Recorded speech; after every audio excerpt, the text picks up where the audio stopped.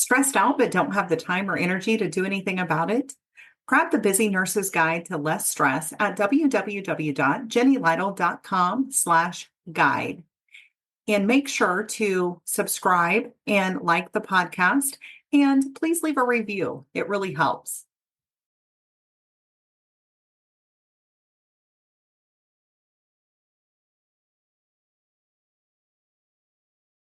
Hello and welcome back to the Nurses Break Room with Jenny Lytle RN. If you've been listening for a while, you've probably noticed that over the past few months, I've been talking with hospice nurses from across the country as part of the Hospice Nurse Well-Being Project. One thing that has become incredibly clear is that most hospice nurses don't actually want to leave hospice. What they want is to love hospice again. They're exhausted. They're overwhelmed, and they feel like they're constantly giving pieces of themselves away. But underneath all of that, many of them still remember why they chose hospice in the first place. They remember the privilege of walking alongside patients and families during one of life's most sacred seasons. The problem isn't that they've stopped caring. The problem is that somewhere along the way, they've stopped feeling connected to the part of themselves that loved this work. I know that's what happened to me. And I was thinking about that this morning. I almost skipped my walk because it was humid outside, and it's not nearly as hot as it was last week here, but still it just felt heavy. And I'd already convinced myself that it wasn't going to be enjoyable. And then I thought, you know what, like outside, it wasn't as bad as it seemed like it had been when I had first stepped outside and was just kind of thinking about going for a walk and almost talked myself out of it. And as a matter of fact, I ended up coming up with these ideas, recording these thoughts while I was walking because I was really enjoying it. And sometimes that movement really helps to get things going. And it reminded me how often our minds convince us that taking one small step won't make a difference or that we don't have time for it. I hear that from hospice nurses all the time. I don't have 5 minutes. Or I'll take care of myself later. I just need to get through today. And I understand that because I've said those same things myself. But what if those 5 minutes aren't about self-care? What if they're not about adding another to-do to your list, but instead they're about hope? And what if taking a few slow breaths before your next visit? Or maybe packing a lunch instead of skipping it? Or stopping at a park for 5 minutes between patients? Maybe it's creating a simple ritual for when you get home so that you can leave work at the door and know that you're ready to start again tomorrow. What if those aren't little self-care tasks? What if instead they're first steps toward reconnecting with the nurse and the person that you've always been? We can't control everything in hospice, of course. Admissions happen, and patients decline unexpectedly, and schedules change. Phones ring, and the texts come through.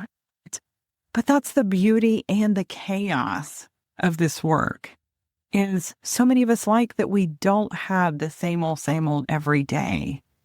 And we can control how we prepare ourselves for the day before the day starts taking from us.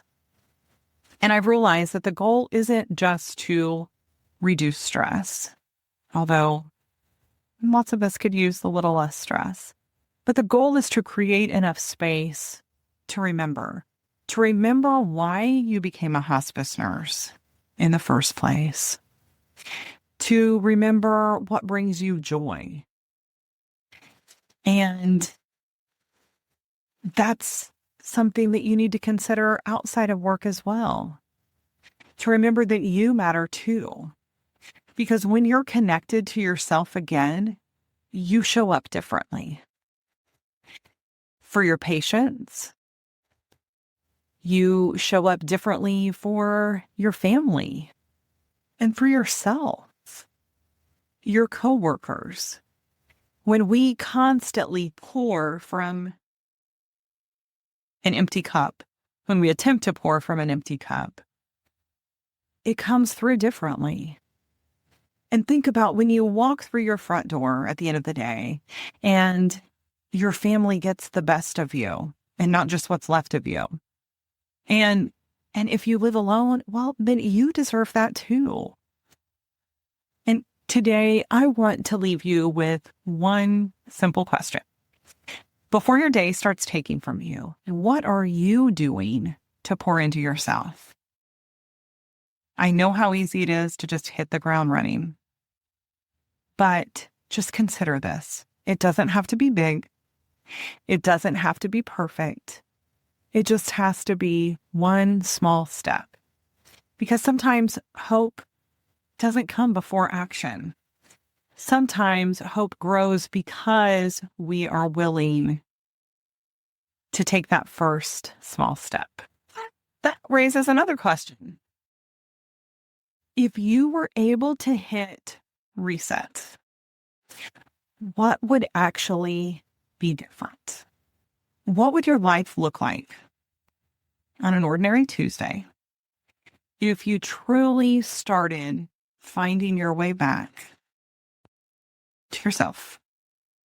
And that is exactly what we are going to talk about next week. And so I hope that you will tune in for that. So if that's where you are today, if you know that something needs to change, but you're not sure where to begin, I want you to know that you're not alone. And that's exactly why I've been creating a new resource for hospice nurses. A simple first step to help you reconnect and begin loving hospice again, one intentional choice at a time. And thank you. Thank you so much for listening. If this episode encouraged you, I would love for you to leave a review and share it with another hospice nurse who might need a little hope today. Until next time, remember, self-care isn't selfish. It's essential if we want to continue to care for others and live our best lives. Have a wonderful week.